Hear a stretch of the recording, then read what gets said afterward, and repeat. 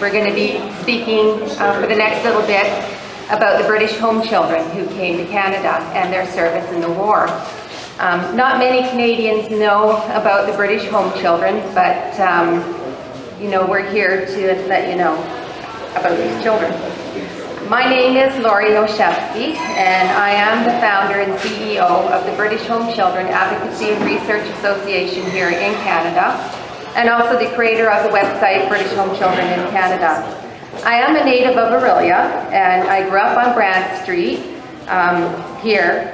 The Olszewskis is a fairly common name here in Orillia, and my father, Phil, was the very first Olszewski to settle in Orillia.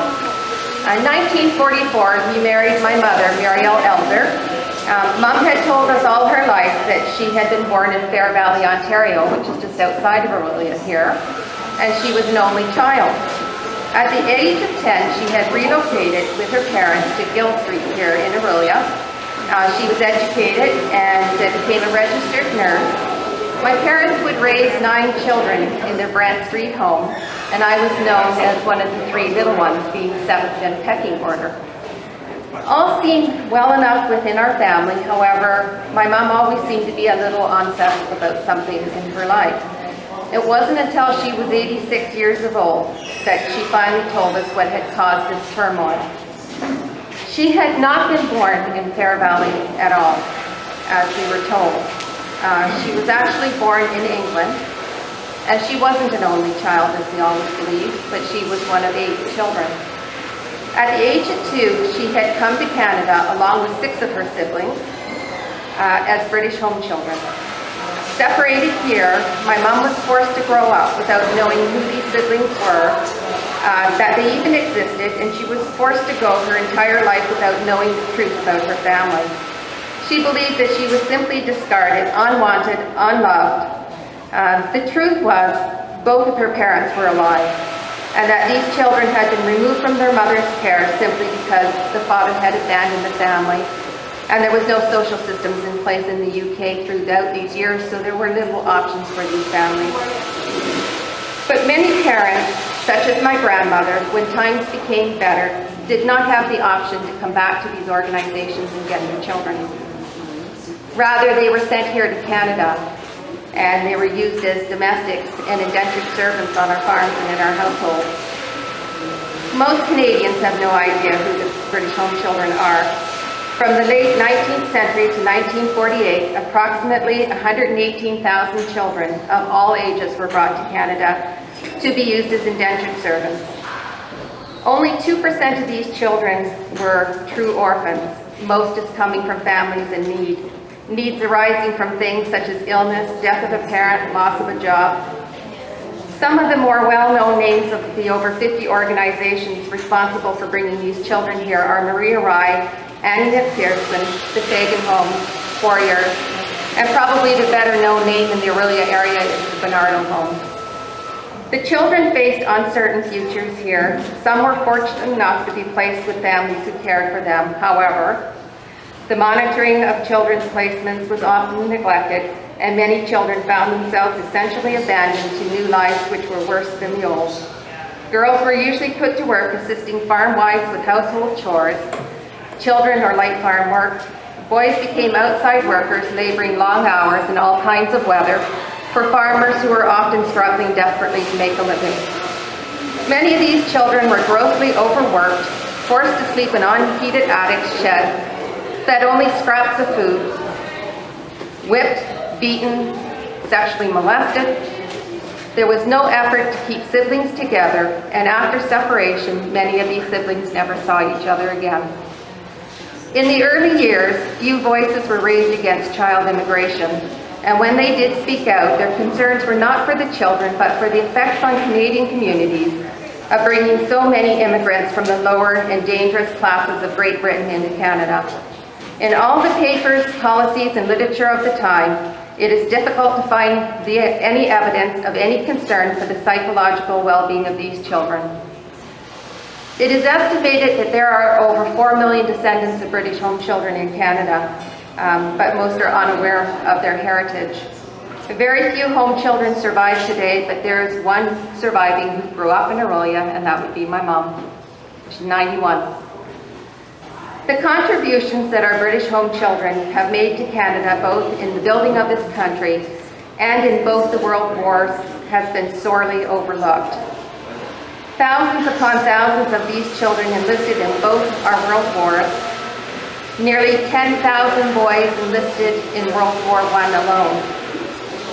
When you stop to consider just how many boys had been sent to Canada by this time when the war started, and how many were actually eligible to enlist, this number must represent close to 100% of these children.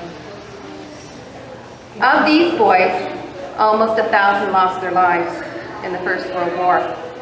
The past few months, our organization has been compiling the first detailed list of the home children, and Jennifer has worked absolutely non-stop in her research at putting this list together. And the amount of work she's put into this is absolutely incredible.